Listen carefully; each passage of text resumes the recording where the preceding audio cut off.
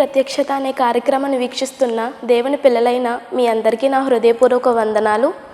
ప్రతి వారం ఇదే సమయానికి ఈ కార్యక్రమాన్ని మీరు వీక్షించాలని దేవుని పేరిట మనవి చేస్తున్నాను. అందించబడుతున్న వాక్యమును మీరు విని దైవాశీర్వాదం పొందాలని కోరుకుంటున్నాను. మహాగణుడును మహోన్నతుడును మన ప్రభు అయిన యేసుక్రీస్తు నామంలో మీ అందరికీ మరి ఒకసారి హృదయపూర్వక వందనాలండి. దేవుని యొక్క కృప ద్వారా మనం అందరం ప్రతి వారంలో ప్రత్యేకమైన సమయముగా ఈ దినమున ఈ సమయానికి మిమ్మల్ని కలుసుకోవడం చాలా సంతోషం. మా యొక్క వీక్షకులందరికీ, శ్రేయోభిలాషులందరికీ కూడా ఈ నెలలోనికి దేవుడు మనల్ని కొన్ని వారాలు గడించిన తర్వాత ఈ వారంలోనూ కూడా మనం ఈ యొక్క గుడ్ ఫ్రైడేకి దగ్గరగా రావడానికి దేవుడు ఎంతో కృప చూపించారు. ఈ యొక్క పవిత్రమైన దినాలుగా, ఈ శిలువ శ్రమల దినాలుగా దేవుడు మన కొరకు ఎంతో గొప్ప త్యాగం ఈ లోకం కోసం, మన కోసం, ప్రత్యేకంగా నీ కోసం నా కోసం చేసిన దానిని బట్టి మనం దినదినము తలంచుకోవాల్సిన అవసరం ఎంతైనా ఉన్నది. అలాగనే ఈ యొక్క వాక్య భాగాల ద్వారా, ఈ యొక్క వాక్యాంశాల ద్వారా అనేక మంది బలపరచబడటం, అనేక మంది మీ సాక్ష్యాలు తెలియచేయటం, మీ మనసు విప్పి మీ యొక్క ప్రార్థన అవసరతలు మాకు తెలియచేయటం ఎంతో సంతోషకరంగా ఉంది. అలాగే ఎవరైతే ఈ యొక్క స్పాన్సర్గా ఉండాలనుకున్నారో మీరు పంపించే చిన్న కానుకైనప్పటికీ మేము దాన్ని నమ్మకంగా, ఖచ్చితంగా దేవుని సేవలో వాడతామని మీకు మా మాటగా, ఈ యొక్క దేవుని యొక్క సేవకులుగా మా మాట మీకు విన్నవిస్తూ ఉన్నాం. కనుక మీరు పంపించే చిన్న కొద్ది మొత్తంలో అయినప్పటికీ అది కొంతమంది వ్యక్తులకి దేవుని మాటను అందించడానికి, కొంతమంది జీవితాలలో అది చిగురింపు కలగటానికి, ఆ యొక్క విత్తనములు ఫలింపులోనికి రావటానికి ఎంతో ఆశ్రయంగా, ఆస్కారంగా ఉంది. కనుక తప్పకుండా ఈ యొక్క కార్యక్రమాలు ప్రతి సమయంలో, ప్రతి వారంలో వీక్షించడానికి ప్రయత్నం చేయండి, అనేకులకి షేర్ చేయండి, దేవుని దీవెన పొందుకుందాం. మరి ఈ సమయంలో కొన్ని యొక్క దేవుని మాటలను పంచుకుని మన దేవుని యొక్క ధ్యానపూర్వకంగా కొన్ని మాటలు మన హృదయంలో పెట్టుకోవడానికి ప్రయత్నం చేద్దామండి. యోహాను రాసిన మొదటి పత్రిక మొదటి అధ్యాయము 7వ వచనంలో ఈ విధంగా రాయబడి ఉన్నది. యోహాను రాసిన మొదటి పత్రిక మొదటి అధ్యాయం 7వ వచనం. అయితే ఆయన వెలుగులోనున్న ప్రకారము మనమును వెలుగులో నడిచిన ఎడల మనం అన్యోన్య సహవాసము గలవారమై ఉందుము. అప్పుడు ఆయన కుమారుడైన యేసు రక్తము ప్రతి పాపము నుండి మనలను పవిత్రులుగా చేయును. ఈ లేఖన భాగం యోహాను రాసిన మొదటి పత్రిక మొదటి అధ్యాయము 7వ వచనంలో చక్కగా దేవుని యొక్క వాక్యము మనకి వినపడతా ఉన్నది. ఆయన రచించిన ఈ మాటలు ఏంటి అంటే, యోహాను గారు యేసు ప్రభువును గుర్చినటువంటి చెప్పిన మాటలు ఎన్నో ఉన్నాయి. కానీ ఈ రోజున మన జీవితాలకు నిలబెట్టే మాట, మన కొరకు దేవుడే త్యాగం చేసిన ఉద్దేశపూర్వకమైనటువంటి సంగతి ఏంటి అంటే 7వ వచనంలో ఈ విధంగా రాయబడింది. మరలా ఒకసారి చదువుదాం. అయితే ఆయన వెలుగులోనున్న ప్రకారం మనమును వెలుగులో నడచిన ఎడల మనం అన్యోన్య సహవాసము గలవారమై ఉందుము. అప్పుడు ఆయన కుమారుడైన యేసు రక్తము ప్రతి పాపము నుండి మనలను పవిత్రులుగా చేయును. మంచిదండి. ఈ లోకంలో యేసు ప్రభు అనే మాట గుర్తు రాగానే చాలామందికి గుర్తొచ్చే సన్నివేశం ఏంటి అంటే యేసు ప్రభు శిలువ మీద వేలాడడం. యేసు ప్రభు అనే మాట వినపడిన వెంటనే ఆయన గురించి గుర్తొచ్చేటువంటి ఆ సన్నివేశం ఏంటి, జ్ఞాపకం వచ్చేటువంటి సన్నివేశం ఏంటి అంటే ఆయన శిలువ మోసుకుని వెళ్ళటం, ఆయన దయామయుడిగా కనపడటం, ఆయన కరుణామయుడిగా కనపడటం. అయితే దేవుడు ఈ రకంగా మన కొరకు ఈ లోకంలోనికి రావాల్సిన పని అవసరత ఏమై ఉంది అంటే అది నీ కోసం, నా కోసమే. ఈ మాట చాలామందికి పదే పదే వినపడినా, పదే పదే వారి యొక్క జీవితాల్లో వారి చెవుల ద్వారా వారు విన్నా, చాలామంది ఒప్పుకోనటువంటి ఒక మాటగానే, ఒక స్టేట్మెంట్గానే మిగిలిపోతూ ఉంది.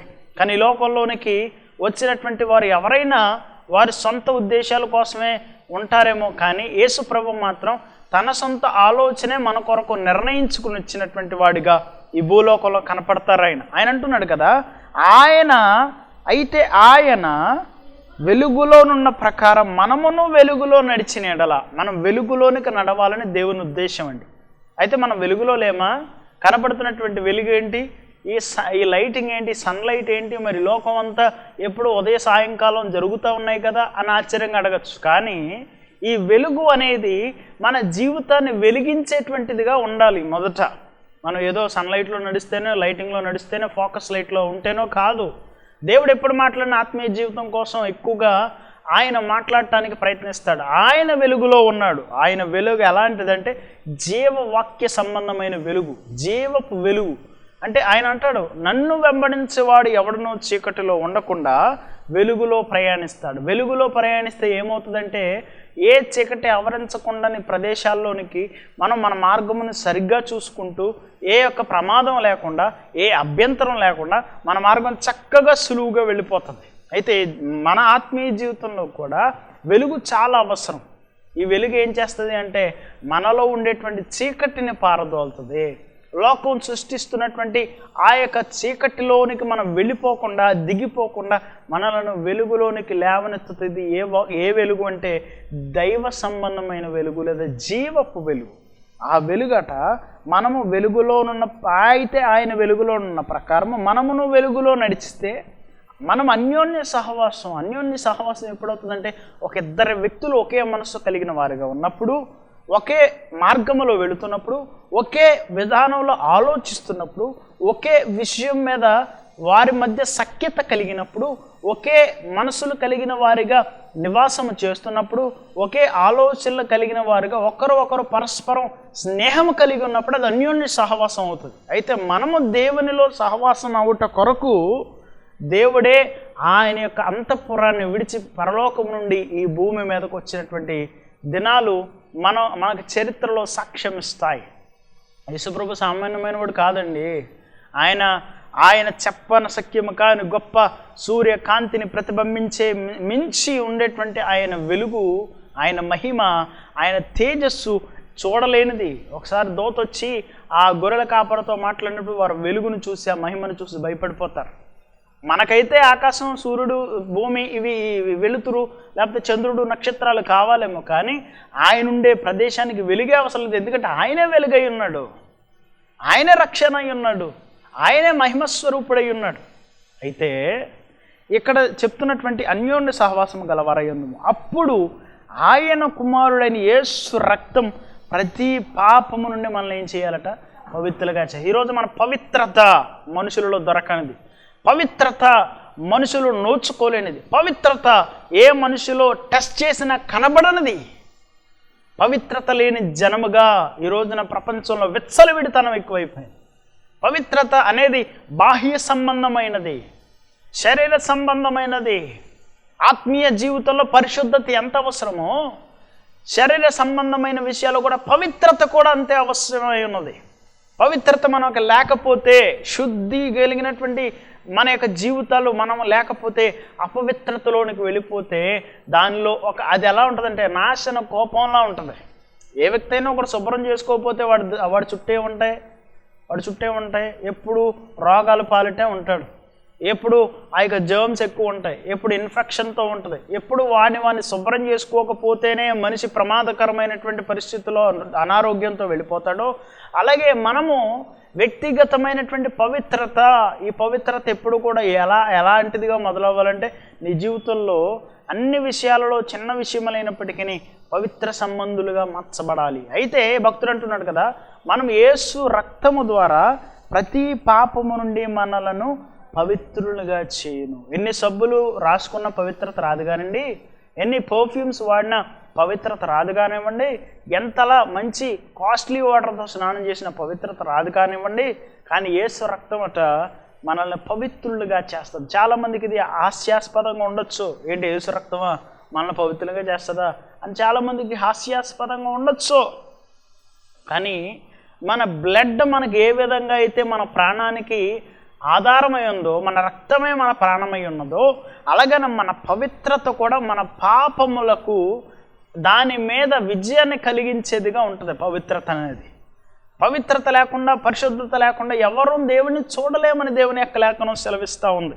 ఒకరోజు యేసు ప్రభు సిలువేసినటువంటి ఆ రోమన్ సైనికులు కానీ, ఆ రోమన్ వ్యవస్థ కానీ, యేసు ప్రభు చనిపోయిన తర్వాత ఆయన చనిపోయాడో లేడో అని ఒక వ్యక్తి, గుడ్డివాడైన ఒక వ్యక్తి, ఒక కన్ను కనపడిన ఒక వ్యక్తి ఆ బల్లెమును తీసుకుని ఆ గుండె దగ్గరలో పొడవటానికి ప్రయత్నించినప్పుడు, ఆ పక్కలో నుంచి పొడిచినప్పుడు ఆయన నీళ్లు, రక్తము ఆఖరిగా అతని కోసం దాచించినట్లుగా ఆ రక్తం ఆ కంటి మీద పడినప్పుడు ఆ యొక్క కనబడని కన్ను దాని ద్వారా స్వస్థత పొందుకుని పవిత్రునిగా, లోపము లేనివాడిగా, కన్నులు తెరవబడినటువంటి వాడిగా, ఆ కన్ను స్వస్థత నొందినదిగా కనపడుతుంది. అది మన యొక్క జీవితాలకి, మన శరీరానికి కూడా చాలా అవసరమై ఉన్నది. దేవుని యొక్క రక్తము ద్వారా మనము శుద్ధి చేయబడతాం.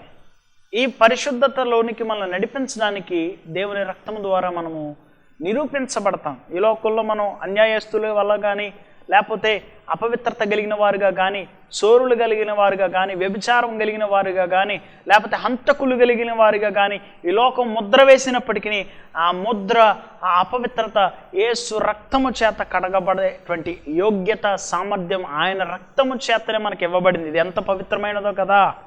ఈ లోకంలో ఎక్కడికి వెళ్ళినా సరే మురికిని అంటించుకునేటువంటి జాబితాయే కనపడుతుంది తప్ప ఏ మురికిని, ఏ అపవిత్రతను, అశుద్ధతను తొలగించేది ఈ లోకంలో ఎక్కడా కనపడదు. కానీ దేవుని రక్తం దగ్గరకు వచ్చినప్పుడు కడగబడిన ప్రతి ఒక్కడు వలె, హిమము వలె వాడు తెల్లగా అయి దేవుని రాజ్యంలో ఒక వ్యక్తిగా నిలబడతాడు.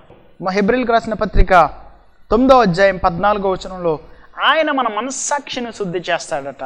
ఆయన రక్తము మన మనస్సాక్షిని శుద్ధి చేస్తుంది. హెబ్రీయులకు రాసిన పత్రిక 9వ అధ్యాయం 14వ వచనం చదువుదాం. తన్ను తాను దేవునికి నిర్దోషునిగా అర్పించుకొనిన క్రీస్తు యొక్క రక్తము నిర్జీవ క్రియలను విడిచి జీవము గల దేవుని సేవించుటకు మీ మనస్సాక్షిని ఎంతో ఎక్కువగా శుద్ధి చేయును.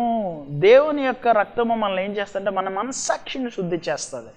మన మనస్సాక్షి కల్మషములతో నిండిపోయి ఉన్నప్పుడు దాని నుండి మనము తప్పించుకున్న జాలని విధముగా అది మనకి దేవునికి అడ్డుగా వచ్చినప్పుడు దేవుడట ఆ పాపాన్ని పరిహరించడానికి, దానికి వెల చెల్లించుట కొరకు, ఆ రక్తము ద్వారా మనం పవిత్రులుగా మార్చబడుట కొరకు దానికి వెల చెల్లించి యేసుప్రభు ఏం చేశాడట, మన యొక్క మనస్సాక్షిని శుద్ధి చేశాడట. 14వ వచనంలో నిత్యుడగు ఆత్మ ద్వారా తన్ను తాను దేవునికి నిర్దోషినిగా అర్పించుకునిన, దేవుడు నిర్దోషిగా అర్పించబడ్డాడు, దోషిగా అర్పించబడలేదు. పిలాతు కూడా దేవుని ఏం చేయాలో తెలియక, ఆయన గురించి నాకు తెలియదు, ఈ గొడవ నాకు సంబంధం లేదు అని తన చేతులను కడిగేసుకుని ఆ యొక్క ప్రజలకు అప్పగించేశాడు. ఎందుకంటే ఆయనలో ఏ దోషం కనపడలేదు. పొంతి పిలాతు చెప్పిన సాక్ష్యం. చాలామంది చాలా ఆ యొక్క సాక్ష్యాలు పుట్టించారు కానీ పొంతన లేని సాక్ష్యాలుగా కనపడుతున్నాయి. ఆయన మహాదేవుడు కనుక ఆయన మీద శిక్ష వేయటానికి ఎవరికి అధికారం లేదు కనుక ఆయనే తన్ను తాను రిక్తునిగా చేసుకుని ఆయన తన్ను తాను ఏం చేసినట్ట, నిర్దోషునిగా, దోషం లేని వానిగా. చాలామంది అంటారు యేసు ప్రభు తప్పు చేశాడు కాబట్టి సిలువ వేశాడు. కాదు, ఆయన తప్పును కడగటానికి వచ్చాడు కాబట్టి, పాపాన్ని విడుదల చేయటానికి వచ్చాడు కాబట్టి, ఆ పాపానికి తగిన వెల చెల్లించుట కొరకు ఆయన శిక్ష తనకు తాను విధించుకున్నాడు తప్ప మనుషులు ఎవరో శిక్ష వేసేసి ఆయన ఏదో తప్పు చేసేసాడనో, ఆయనలో ఏ పాపం ఉందనో నిరూపించలేక వాళ్ళు ఏం చేశారంటే తప్పు ద్రోవగా వారి శిక్షను యేసు ప్రభు మీదకి సిలువ వేయటానికి ప్రయత్నించారు. కానీ ఆ సిలువ యొక్క దాని అర్థం ఏంటంటే శాప్యగ్రాహ్యమైన దానిని కూడా దేవుడు తన రక్తం ద్వారా కొట్టివేయటానికి వచ్చాడన్న సూచనగా ఆ సిలువ ఈ లోకానికి కనపడతా ఉంది. ఈ లోకంలో ఎక్కడ చూసినా సిలువ ఉంది అని అంటే దాని అర్థం ఏంటంటే శాపానికి గుర్తు. దాని మీద వేలాడబడినటువంటి యేసు దేనికి గుర్తు అంటే శాపాన్ని కూడా ఆశీర్వాదంగాను, శాపాన్ని కూడా దీవెనగాను తన రక్తంతో మార్చిన దానికి గుర్తుగా ఈ లోకం మనకి చూపిస్తున్న ఆ యొక్క సిలువకు జ్ఞాపకంగా మనం చూస్తూ ఉండొచ్చు. అయితే నిత్యయోగ ఆత్మ ద్వారా తన్ను తాను దేవునికి నిర్దోషినిగా అర్పించుకొనిన క్రీస్తు యొక్క రక్తము నిర్జీవ క్రియలను విడిచి జీవము గల దేవుని సేవించుటకు మీ మనస్సాక్షిని ఏం చేస్తుందట, ఎంతో శుద్ధి చేస్తుంది. శుద్ధి, ఆయన మనల్ని శుద్ధి చేసినప్పుడు మనం శుద్ధులవుతాం. దేవుడు ఆ యొక్క కుష్ఠరోగిని శుద్ధి చేయటానికి ఇష్టపడినప్పుడు ఆయన కొండ దిగి వస్తున్నప్పుడు మార్కు సువార్త 1వ అధ్యాయం 40వ వచనంలో ఆయన ఒక కుష్ఠరోగి వచ్చి అంటాడు కదా, అయ్యా నన్ను శుద్ధి చేయగలవా, నీకు ఇష్టమైతే నన్ను శుద్ధి చేయి ప్రభువా అంటే యేసు ప్రభు యొక్క ఆ యొక్క పేషెన్స్ ఎంత గొప్పది, ఆయన సెన్స్ ఎంత గొప్పది, ఆయన టచ్ ఎంత గొప్పది అంటే ఒక కుష్ఠరోగిని ఆ రోజుల్లో ఎంతగానో హీనంగా చూసేవారు, ఎంతగానో దరిద్రమైన బ్రతుకగా చూసేవారు. అయితే యేసు ప్రభు అలాంటి వాడిగా చూడలేదు. కానీ అక్కడ రాయబడిన వచనాల్లో ఏ మాట ఉంటుంది, ప్రభువా నీకు ఇష్టమైతే నన్ను శుద్ధినిగా చేయగలవు అని ఆయన అడిగినప్పుడు ఆయన అంటాడు కదా, నాకు ఇష్టమే, నువ్వు శుద్ధుడవు కమ్ము. అంటే దేవునికి ఇష్టమైనది ఏంటి అంటే నీ అశుద్ధత నుండి శుద్ధతలోనికి నడిపించబడ్డాం, నీ అపవిత్రత నుండి పవిత్రలోనికి నడిపించబడ్డాం, నీ పాపపు స్థితి నుండి పరిశుద్ధతలోనికి నడిపించబడ్డాం. ఇది దేవునికి ఇష్టమైంది కనుక ఆయనకి ఇష్టమైన వానిగా నీవు ఉండటానికి ప్రయత్నం చేసినప్పుడు ఆయన నీ మనస్సాక్షిని శుద్ధి చేస్తాడు, నీ అపరాధములను క్షమిస్తాడు.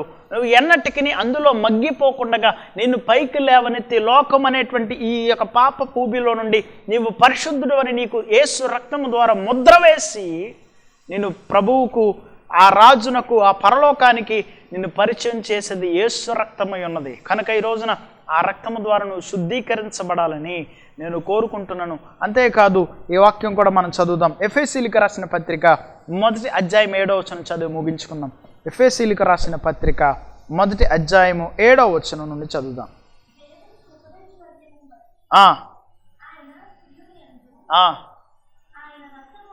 ఆయన రక్తము వలన మనకు విమోచనము, అనగా మన అపరాధములకు క్షమాపణ ఏం చేయిందట, కలిగి ఉన్నది. క్షమాపణ దేవుడు క్షమించడానికి లోకంకి వచ్చాడండి. అందుకే మొట్టమొదటి మాట దేవుడు సిలువలో పలికింది ఏంటో తెలుసా, తండ్రి వీరేం చేయుచున్నారు వీరికి తెలియదు, వీళ్ళు క్షమించు. అంటే మన అపరాధము భావం వలన వచ్చేటువంటి శిక్షను ఆయన భరించి ఆ శిక్షను బట్టి దేవుడు తన మీదకు వేసుకుని ఆయన దగ్గరున్న క్షమాపణ మన మీదకి ట్రాన్స్ఫర్ చేశాడు. అందుకే మనకేం కలిగి ఉంది అంటే మనకి క్షమాపణ కలిగి ఉన్నది. ఈ రోజున ఏంటి మనం మాట్లాడుకుంటున్న అంశం అంటే ఆయన రక్తము మనలను పవిత్రపరిచెను. ఆయన నిష్కల్మషుడు, ఆయన రక్తము కలంకము లేనిది, ఆకాశము కంటే మిక్కిలి అత్యున్నతమైన వాడైనటువంటి ప్రభు మనకున్నప్పుడు ఈ రోజున లోకం అనేటువంటి పాపము నుండి బయటికి రావాలి అని ఆశ ఉన్నప్పుడు ఆయన రక్తము కూడా మన మీద ప్రవహించాలి. ఆయన రక్తము మన మీదకు వచ్చినప్పుడు మనం we can cleanse our self by the blood of lord Jesus Christ. Only his love can shed his love upon us. ఆయన యొక్క ప్రేమ మాత్రమే మన మీద ఆయన రక్తాన్ని చెందించగలదు. ఈ రోజున నీవు నేను కూడా దేవుని రాజ్యానికి వారసులం కావాలంటే ఆయన క్షమాపణ దొరికే స్థలానికి, ఈ కల్వరగిరికి, గొలగతాకి, దేవుడు సిలువ వేయబడే స్థలానికి, ఆయన రక్తం కార్చిన ప్రదేశానికి నీవు వస్తే, నీవు ఆయనను అడిగితే, నీ పాపమును ఒప్పుకుంటే ఆయన నువ్వు క్షమించగలడు, ఆయన తన రాజ్యానికి నువ్వు చేర్చుకోగలడు. ప్రభువైన యేసు కృప ఆయన రక్తము మన పరిశుద్ధులుగా చేసి ఆయన రాజ్యానికి వారసులను చేయునుగాక. అందరికీ వందనాలు. May God bless you. May God bless India. Praise the Lord. మన ప్రభువును రక్షకుడైనటువంటి యేసుక్రీస్తు శుభనామంలో దేవుని ప్రత్యక్షత అనేటువంటి కార్యక్రమాన్ని వీక్షిస్తున్నటువంటి దేవుని పిల్లారా, మీ అందరికీ కూడా ప్రేమపూర్వకమైన శుభాలు తెలియజేస్తూ ఉన్నాను. ప్రాముఖ్యంగా ఇంతవరకు వర్తమానం అందించినటువంటి మరి దైవజనులుగా నా కుమారుడు ప్రశస్ పాల్ వినయని బట్టి నేను ఎంతో సంతోషిస్తూ ఉన్నాను. ఇంతవరకు చక్కని వర్తమానం తన ద్వారా మీరు విన్నారు. అంతేకాదు మరి ఒక చక్కని వర్తమానం అందించే స్పీకర్గా, అలాగే పాటల రచయితగా, యూత్ మీటింగ్స్ కండక్ట్ చేసేటువంటి యూత్ లీడర్గాను, అలాగే కన్వీనర్గా ఉంటూ దేవుడు ఆ బిడ్డను అనేక విధాలుగా వాడుకుంటున్నాడని చెప్పడానికి నేను ఎంతో సంతోషిస్తూ ఉన్నాను. అయితే మా బాబుకి మరి సంవత్సరం వివాహం చేయాలని ఆశపడుతూ ఉన్నాం. మరి ఇంతవరకు చక్కని దేవుని కృపలో వాడబడుతున్నాడు. బీటెక్ ఇంజనీర్ కంప్లీట్ చేసి హైదరాబాదు పట్టణంలో ఒక మంచి కంపెనీలో జాబ్ చేస్తూ ఉన్నాడు. మరి ఆ బిడ్డకి వివాహం చేయాలని మేము నిశ్చయించాం. మరి ఆ బిడ్డ వివాహము మంచిగా జరిగినట్లుగా, మరి చక్కని సంబంధాన్ని దేవుడు అనుగ్రహించినట్లుగా మీ వంతుగా మీరు ప్రార్థన చేయండి. మరి దైవజనుల కుటుంబంలో నుండి కానీ, అలాగే మంచి భక్తి కలిగిన విశ్వాసుల కుటుంబంలో నుండి కానీ మరి చక్కని బిడ్డను మాకు ప్రొవైడ్ చేయాలని మేము ప్రార్థన చేస్తూ ఉన్నాం. అంతేకాకుండా ఈ వాక్యాన్ని విన్నటువంటి మీరు మరి తను చక్కగా 10 పాటలు రాయటం జరిగింది. అందులో ఒక పాట మీ కొరకు మేము రిలీజ్ చేస్తూ ఉన్నాం. ఆ పాటను కూడా మీరు వీక్షించండి. ఆ బిడ్డ కొరకు ప్రార్థన చేయండి. మరి పూర్తి వివరాల కొరకు మా సెల్ నంబర్ 9676497742 అనేటువంటి నంబర్కి మీరు కాంటాక్ట్ చేయండి. దేవుడు మిమ్మల్ని దీవించాలని ఆశపడుతూ ఉన్నాను. దేవుడు మిమ్మల్ని మరొకసారి ఆశీర్వదించును గాక. ఆమేన్. యేసయ్యా నా యేసయ్యా నీవే నా బలమా.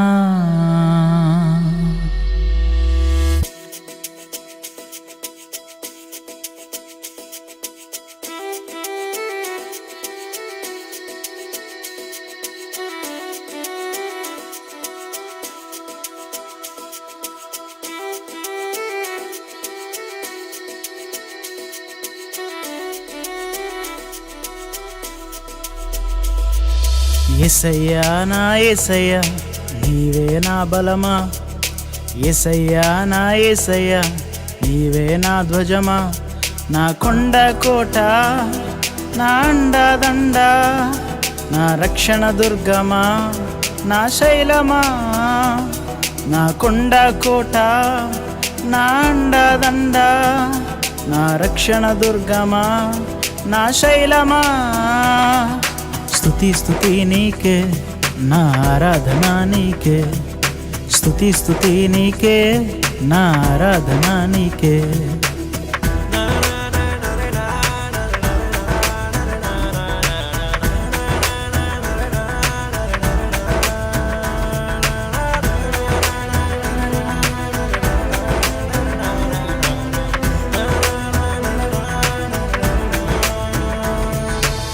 దానియేలుతో సింహపు బోనులో నీవే ఉన్నావు, రక్షణనిచ్చావు. దానియేలుతో సింహపు బోనులో నీవే ఉన్నావు, రక్షణనిచ్చావు. స్తుతి స్తుతి నీకే, నా ఆరాధన నీకే, స్తుతి స్తుతి నీకే, నా ఆరాధన నీకే. యేసయ్యా నా యేసయ్యా నీవే నా బలమా, యేసయ్యా నా యేసయ్యా నీవే నా ధ్వజమా.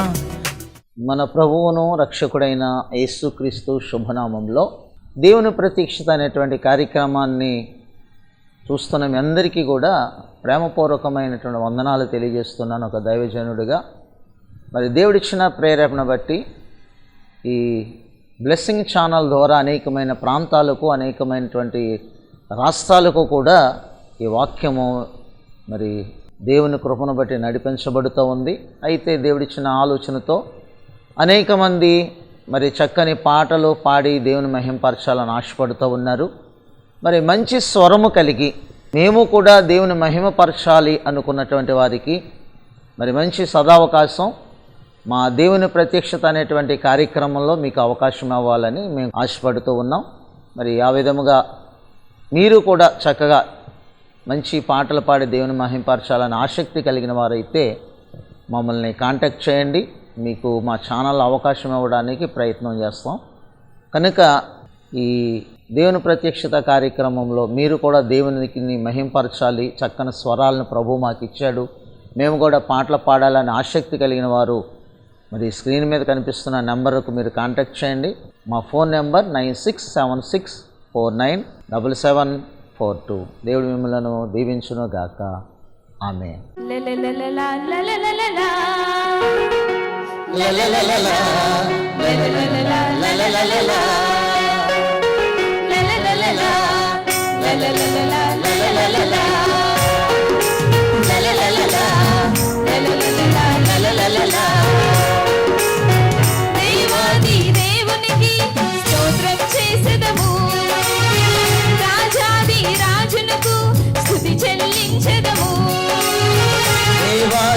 దేవునికి స్తోత్రం చేసెదము, రాజాది రాజునకు స్తుతి చెల్లించెదము. యుగ యుగముల దేవుడు నీవే, తరతరముల దైవము నీవే, మాకున్న ఆశ్రయ దుర్గమా. యేసయ్యా నీకే వందనం. లలలలా లలలలా లలలలా లలలలా లలలలా లలలలా.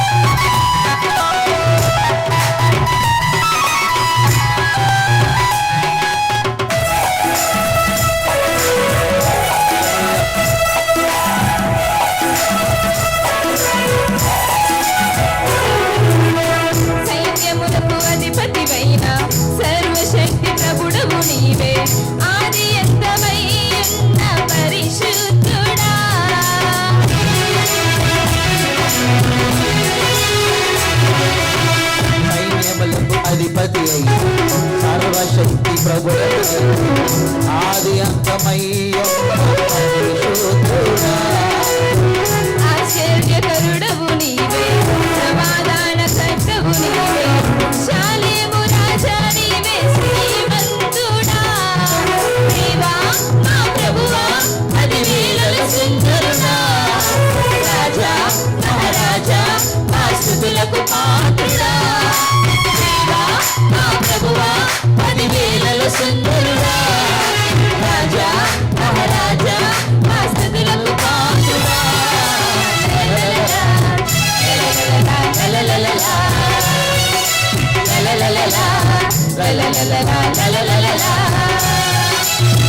దేవాది దేవునికి స్తోత్రం చేసెదము, రాజాది రాజునకు స్తుతి చెల్లించెదము. దేవాది దేవునికి స్తోత్రం చేసెదము, రాజాది రాజునకు స్తుతి చెల్లించెదము. ప్రభునందు ప్రియమైన దేవుని పిల్లలారా, ఈ టెలివిజన్ పరిచర్య ప్రారంభించి 1వ సంవత్సరం పూర్తి చేసుకుని 2వ సంవత్సరంలోనికి నడిపించినందుకు దేవునికి స్తోత్రములు. ఈ బ్లెస్సింగ్ టీవీ ఛానల్ ద్వారా దేవుని ప్రత్యక్షత అనే కార్యక్రమాన్ని వీక్షిస్తున్న మీ అందరికీ ధన్యవాదములు. ఈ కార్యక్రమంలో దైవజనులచే అందించబడిన వాక్యాన్ని విని మేము ఆశీర్వదించబడుతున్నాం అని మీరు చేసే ఫోన్ కాల్ని బట్టి మేము ఎంతగానో సంతోషిస్తున్నాము. ఈ భారభరితమైన పరిచర్యలో మీ వంతుగా మీరు కొద్దిపాటి సహాయాన్ని అందించుటకు మీ గుప్పిళ్ళు విప్పాలని కోరుతున్నాము. కనుక మీ కానుకలను ఫోన్పే ద్వారా పంపి ఆశీర్వదించబడాలని కోరుతున్నాము. దేవుడు మిమ్మల్ని దీవించును గాక. ఆమెన్. మా చిరునామా రెవరెండ్ డాక్టర్ కేజేఆర్ పోలరాజ్ గారు, new Jerusalem central church, Saidilpeta, Mandapeta, doctor BR Ambedkar Konaseema district, Andhra Pradesh. మా సెల్ నంబర్స్ 9676497742 మరియు 9618277996.